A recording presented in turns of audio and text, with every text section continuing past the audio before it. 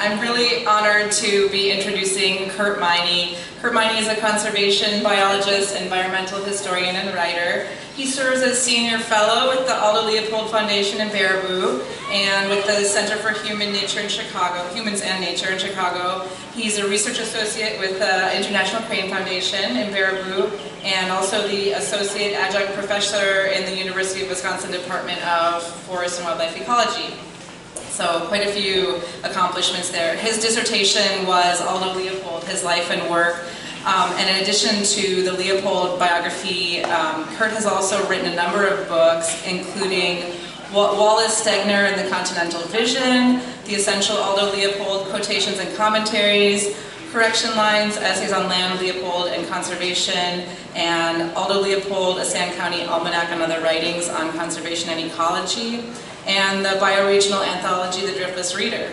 And his work has been recognized by many awards, including the Bay and Paw Foundation's Biodiversity Leadership Award and the Quivira Coalition's Outstanding Leadership Award. So, very honored to have Curt here today. Thanks so much for coming, Curt.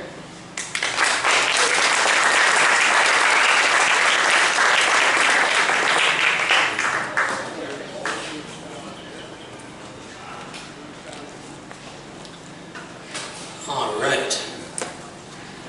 Isn't this fun? This is so much better than most of the places where I get asked to talk. Food, air, breeze, friends. Terry. Thank you, Terry. Thank you all for coming. Thank you to Beth and Shelley, who's serving cake over there, for inviting me to join you all. Come on and have a seat if you're standing up. Relax. I'm going to be up here for 20 or 25 minutes or so, so you want to settle in. Yeah. Terry, how perfect. You offered some lessons from the experience of community conservation, and I'll be doing lessons from the Driftless area. So you came from the world and said, what do we have to learn from all these experiences around the world that are relevant here? I'm going exactly the opposite. Well, what do we here in the Driftless have to offer the world? So that's kind of the core of my talk, but before I get into it, so this talk, the first ancestral version of this talk I gave up at the Winona State University a few years ago. In fact, it was right after Earth Day. It was for Earth Day, that's it. And it was the first Earth Day after COVID. And everybody had been sequestered and social distancing, and students were freaked out. They hadn't even been in the classroom for a year. So I was asked to do this version, the early version of this talk there. And I walked into the lecture room up there in Winona, and everyone was still trained to social distance. Everyone was sitting 5 feet apart. I started into my talk, and I said, thank you for inviting me. And then I stopped myself and I said to all these students, I said, how are you doing? Because everybody had been through this period of disruption. And I distinctly remember a young woman sitting on this side of the room. I said, how are you doing? She goes, like that. I said, yeah, we're all kind of like that. And I tell that story because it's sort of behind what I'm going to share with you. That we live in this weirdness, this great period of great weirdness and anxiety and converging crises, global to the local. We live amid polarization and anger and bitterness. We live in a very unsettling time, and every morning it gets more unsettling, right? Yes. Amen. Now put yourself in the state of mind of being, say, a 19 or 20-year-old and trying to cope with all this change, rapid, accelerating change that none of us are equipped evolutionarily or emotionally or spiritually to deal with. We live in a time of disruption, anxiety,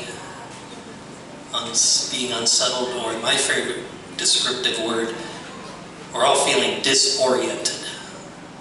We don't know where we are quite, or as I sometimes like to say, we don't know when we are either, right? And so that was all prelude. It's saying the Driftless area has something to share with the world about this at this time. And before I launch into the 10 lessons the Driftless area has to offer the world, I will say, already a few folks have mentioned the Driftless reader, and I was delighted. My co-editor, some of you know Keith Keeley, grew up in the Kickapoo Valley, and Keith's father, sitting right here. Thanks for joining us today. So Keith and I had many conversations over this, and I was going to read something from this to kind of provide an invocation, but then I thought, I'm going to bring the new book. So I brought a copy of the book that's coming out this fall. And this is the uncorrected page proofs that I'm still working with right now. But I hope I can come back later this year and introduce you to this book, which is a collection of writings by a dear late friend of mine. His name is Paul Johnson. Paul was a farmer over in Decorah, Iowa. He was in the state legislature in Iowa. And then he went on to become chief of the Natural Resources Conservation Service under Clinton back in the 90s. Paul was, in my estimation, the most significant conservation voice in the last 2 generations. I won't go in too much into it right now. But this is coming out, and I've been spending a lot of time with my late friend Paul. He passed on in 2021, right before I gave that talk in Winona, actually. But I thought I'd let Paul open what I have to share with you today. And again, Paul is a product of the Driftless. He consciously chose. He almost moved to the Kickapoo back in the 70s. Then he moved over to a farm in Decorah. Why? Because he was further away from the nearest interstate highway over there. That was his rationale. Anyway, when Paul was still serving in his federal capacity, these are some words he wrote. Now, just a short little passage from Paul Johnson's. He was the great champion of private land conservation that Terry has already mentioned and that you all are so involved in. So this is what Paul had to say. As we approach the next millennium, we must rededicate ourselves to conserve the land. We still live in a beautiful, largely natural world, but that world is increasingly characterized by accelerated change. World population growth and our urge to live richly are exerting unprecedented pressures on our soil, air, water, and other natural resources. Without intending to do so, we continue to push non-human life into ever smaller places. We run the risk of those places eventually becoming mere islands on a domesticated landscape. But a land comprised of wilderness islands at one extreme and urban islands at the other, with vast food and fiber factories in between, does not constitute a geography of hope. Private land need not be devoted to a single-purpose enterprise. With a broader understanding of land and their place within the landscape, our nation's farms, ranches, and private forest land can and do serve the many functions that we and all other life depend upon. And that is so close to the mission of this group and all the partner groups that are part of this event, so thank you. I hope to come back and tell you more about Paul later in the year, but that maybe is a good way to invoke him and invite him to join along with so many other voices who have contributed to making this region, not only the Driftless region, is a beautiful place to be, but a powerful example to the rest of the world. And that gets to the top 10 lessons the driftless area has to share it with the world. Fortunately, I don't have to do the part that explains what the driftless area is for this group. You all know. I don't have to explain what glacial drift is, or what, the Wisconsin glaciation was, or what a terminal moraine is. You all are already well versed in the driftless, so I can skip over that part. Like Terry, this talk has always been done with PowerPoint slides, so now I engage your imagination, not artificial intelligence, actual, real imagination. Yeah, I see a movement building on this side of the room. So let's use our imaginations that are our birthright. I had a friend who was literally a philosopher, a PhD philosopher, and he says, PowerPoint? All my PowerPoints are up here. So let's use that. Number one lesson from the driftless area to the world. The earth is always under our feet, and it's got our back. Why do we love the driftless? Partially because you drive along or walk or hike along or canoe along, you see those outcrops of sandstone. Or maybe they're in your backyard. Maybe your house is built with sandstone and limestone. So the driftless area's soils and waters and plants and animals reflect that geological history, distinctive character.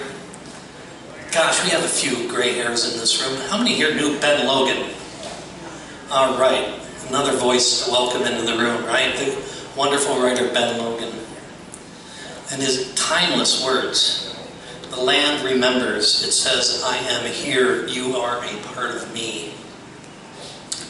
So, in this time of rapid, crazy, disorienting change, the driftless area says there are stable foundations to rest on. It's driftless. But there's also a paradox leading to lesson number 2. Stability is relative, right? Nothing is completely stable unless you're dead. And even then you're not dead because your pieces are still moving around. So change happens. Change happens. So lesson number 2 from the driftless area of the world.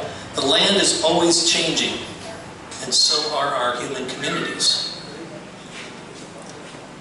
So, glaciers might have bypassed the driftless, but the land is dynamic, it's ever-changing. When we look at any place, we are looking at just a snapshot in time. Nature is not static. My favorite example of this comes from our wonderful one of our state's best geologists, Eric Carson. Have you all heard about the study that showed how the Wisconsin River used to flow the opposite direction? Heads or not, that was Eric's work.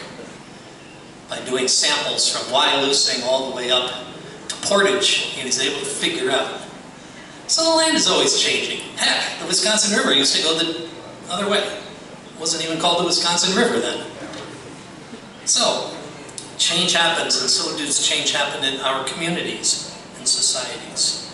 Subject to constant change, but not all change is created equal. Some change is good, some change is not so good. Change varies.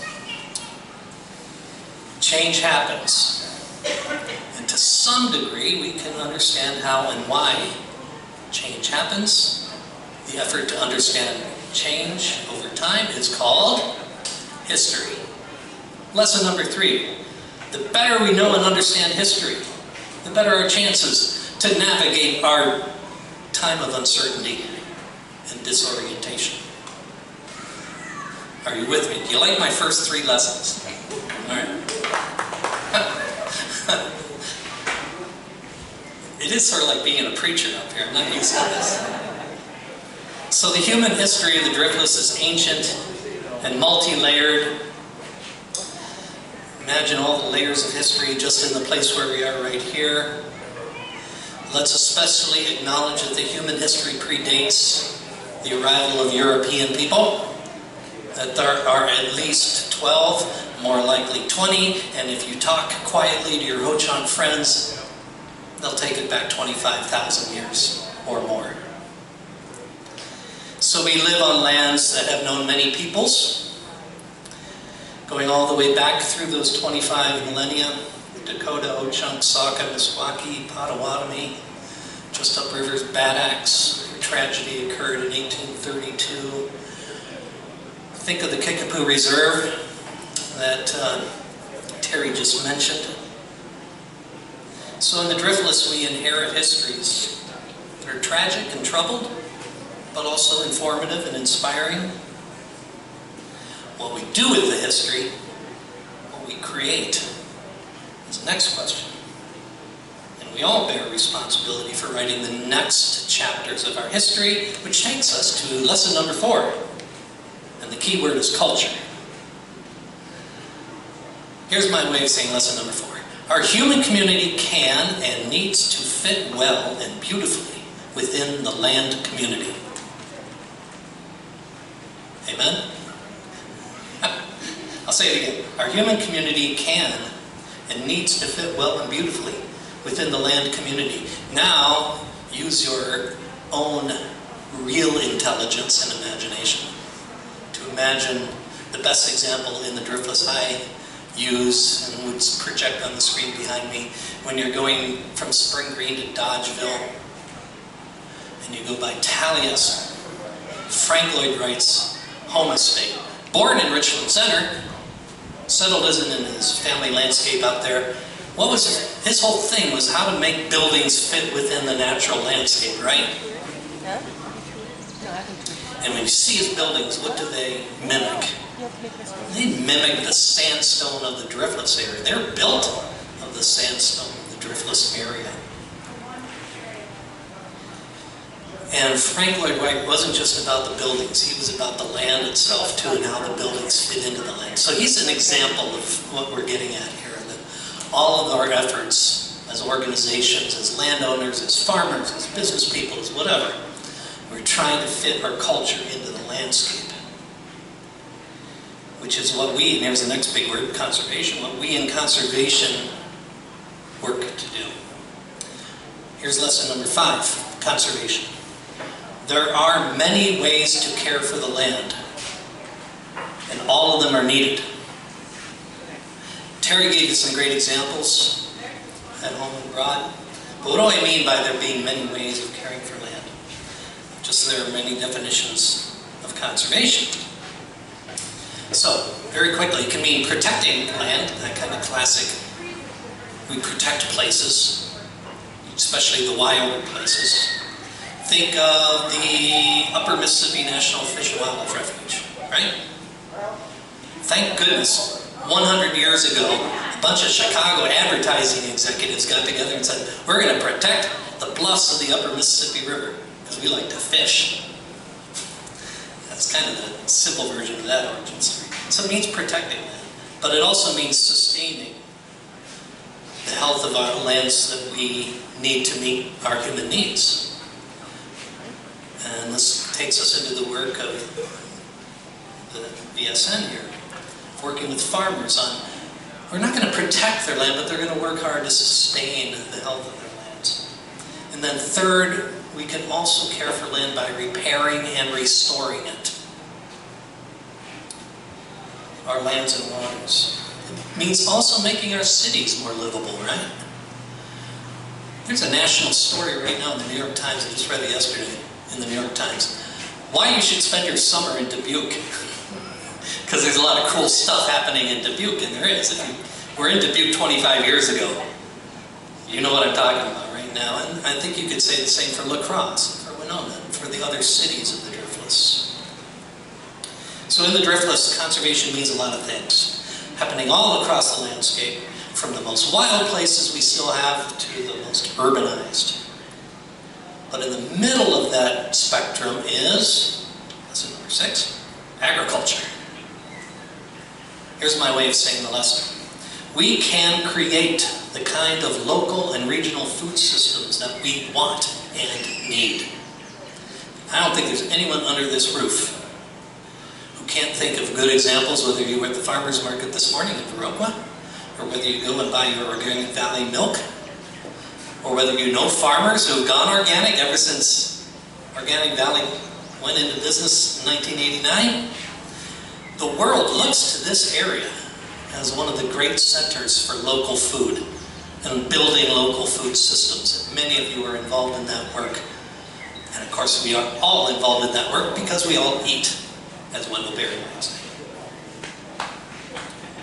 So we can create many creative ways of growing and consuming our food. And we have lots of groups who are doing that. And we are in the process of making our communities and our lands more, lesson number 7, resilient. Here's number 7. Our human and natural communities have the capacity to heal and renew themselves. In the Driftless, this has been a necessary way to think of our relationships to the land and to each other. Why? Because the Driftless is so vulnerable. Many of you here have had grandparents or great-grandparents who went through the epic episode of soil erosion in the 1930s that gave rise to the Coon Creek Watershed Project that inspired watershed projects all over the nation and beyond.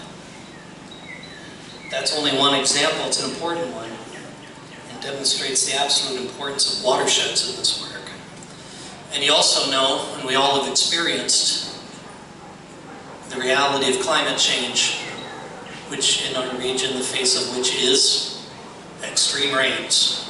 We've all lived through them, experienced them, dug out from under them, helped our friends clean up. So in the Driftless, think back on it. And this is living memory. We had extreme rain and flooding in 2004, 2007, 2008, 2013, 2014, 2017, 2018. And it's been raining a lot already this year. If we get a few more of those 7 or 8 inch days, be careful. But we've also learned a lot from those and are trying to adapt. Resilience is an expression of our ecosystem functions, but also of our human communities. Our human communities. So lesson number 8, and word number 8 is communities. I don't have to say much about it. Terry just gave you a great example, and in fact, when I use my slides on this one, I show a picture of Rob Horwich, whom Terry just shared with you about. I'm remembering Keith Keeley and I were actually in La Crosse he was with Rob when Rob passed on at the Gunderson Clinic. So Rob is in the room here. He's with us today. And he just got inspired, as Terry just shared with you. He was not trained to do this work. He was trained as a behavioral ecology. He was an ethologist, the study of animal behavior. What happened? Oh, Rob, he goes to work for the Crane Foundation then, because they're trying to figure out how do you raise cranes in captivity and then get them into the wild so that they'll act like wild animals. Let's call Rob Horwich. So many of you have probably seen these videos of people wearing costumes and white whooping crane puppets' heads and teaching cranes to be cranes. That was Rob Horwich. And through that work then he began to see conservation as not something done by an organization even or an individual, but by communities. So the lesson, the way I say it, is we are not alone. And we all do better when we all do better.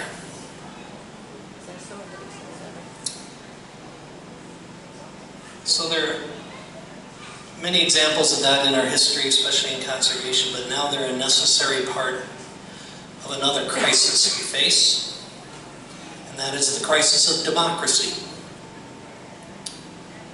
So here's my lesson from the Driftless area on democracy. We can dwell on the things that divide us, but we all dwell within landscapes that connect us.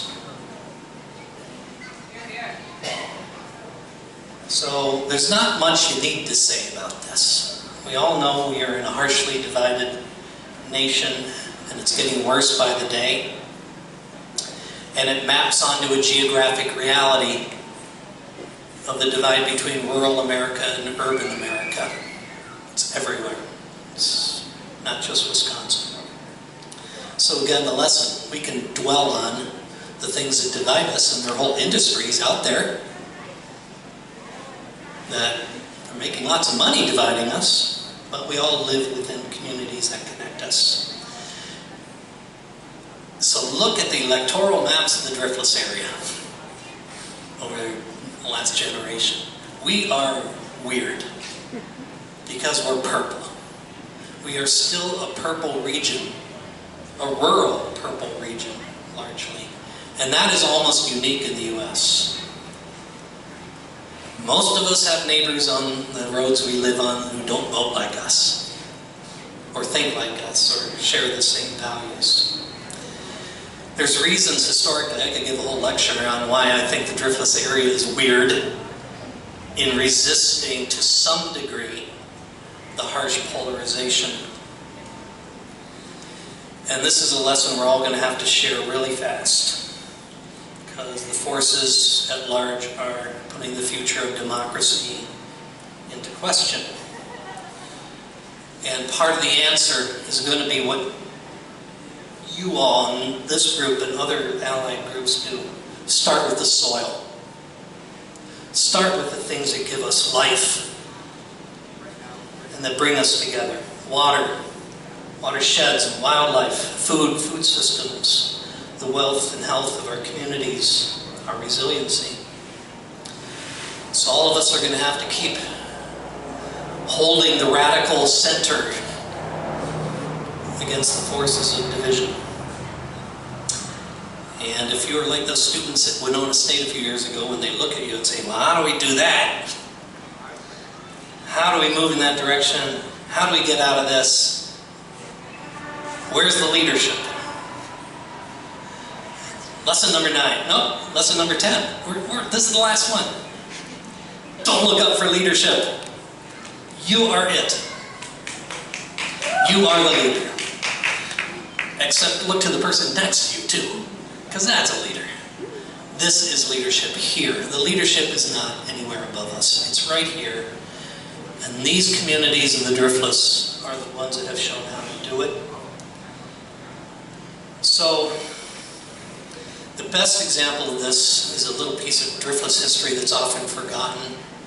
Over down the road, down Highway 14 in Richland Center, where in the last decades of the 1800s, revolutionary change came from below. What was that revolutionary change? Suffrage. Women's suffrage.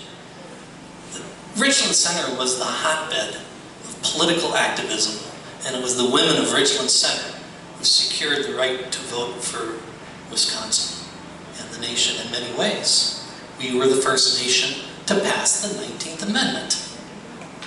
Richland Center women deserve. If you go across the road here in Viroqua, just down the road, there's a monument to Lucy Stone. That's nodding. Lucy Stone, who is she? In 1856, she came to Viroqua and gave the first speech in the territory in the state of Wisconsin on abolition and women's rights. 1856. Don't look up for leadership. You're it.